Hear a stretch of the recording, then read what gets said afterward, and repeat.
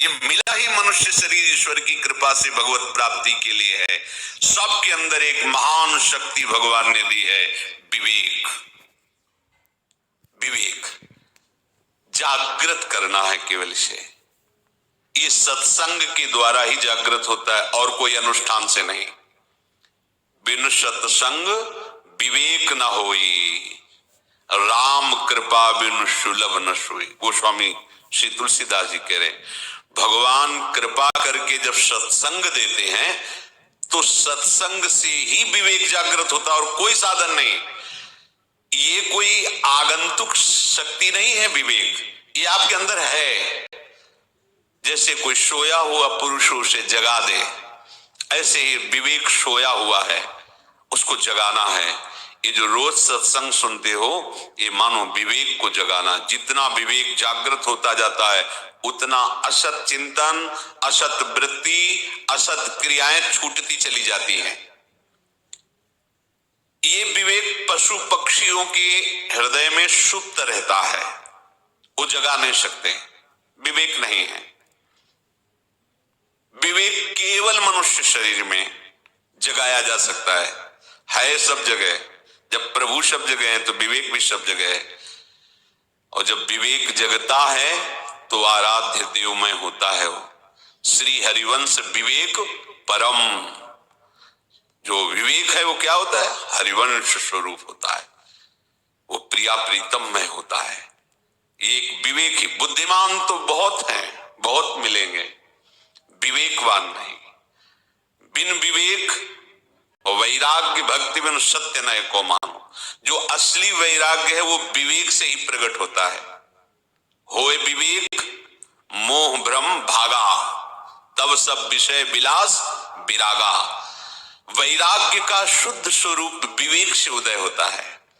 विवेक का प्रादुर्भाव यद्यपि सुप्त रूप से है, पर बुद्धि में उसका जो प्राकट्य होता है वो सत्संग से होता है। और सत्संग तब मिलता है जब प्रभु जिस पर अतिशय कृपालु होते हैं।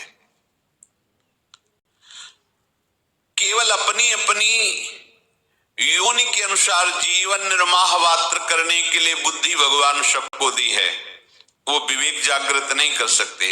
विवेक देवताओं में भी नहीं है, इसलिए देव दुर्लभ योनि कही गई मनुष्य शरीर।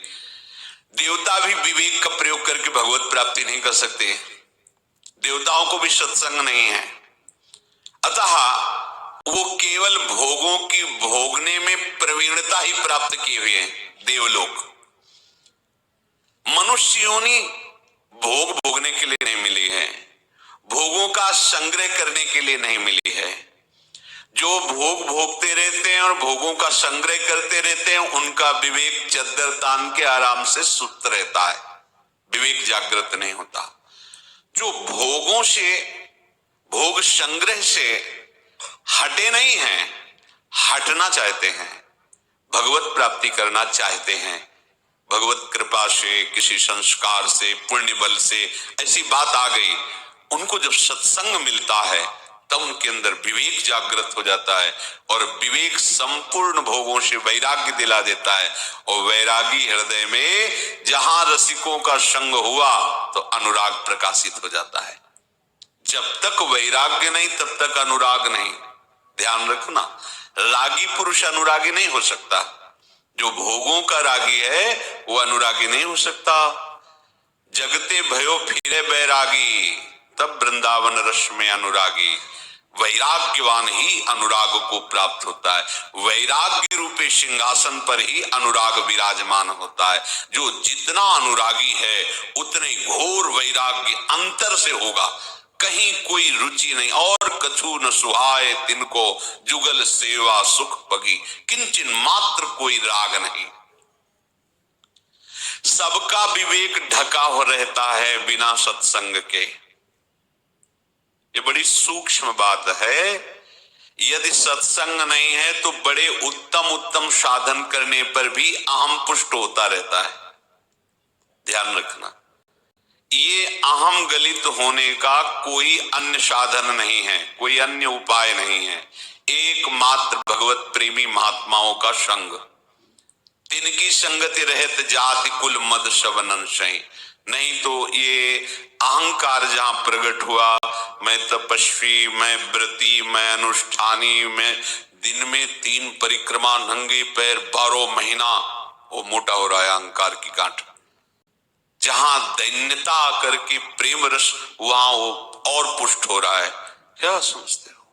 इतनी बार ऐसा ऐसा ये क्रिया को लेकर के अहम अंदर पुष्ट हो रहा है। सात्विक क्रिया है, सात्विक अहंकार है, पर वो चिदानंद रस का प्राप्त का अधिकारी नहीं है।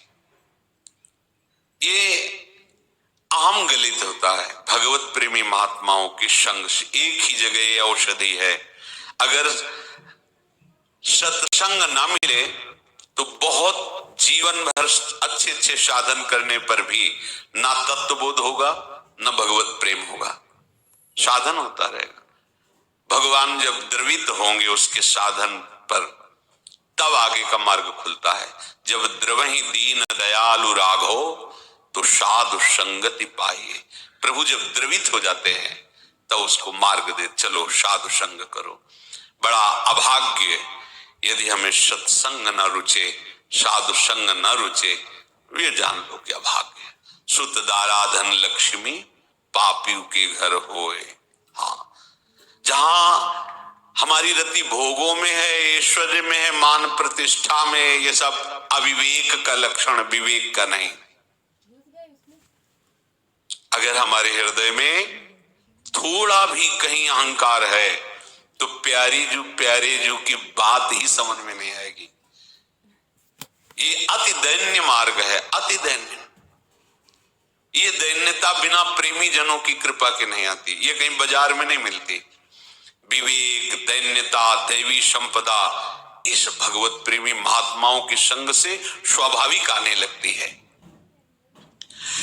जब सत्संग की प्राप्ति हो और विवेक जागृत होने लगे तो बहुत सावधानी पूर्वक कुसंग का त्याग करो और अपने विवेक का महत्व दो। ध्यान दीजिए, जैसे भगवान की कृपा से भक्तों का संग मिलता है, ऐसे माया की कृपा से कुसंग भी फलीभूत होता है। दोनों की कृपा बलवती है, कमजोर नहीं माया की।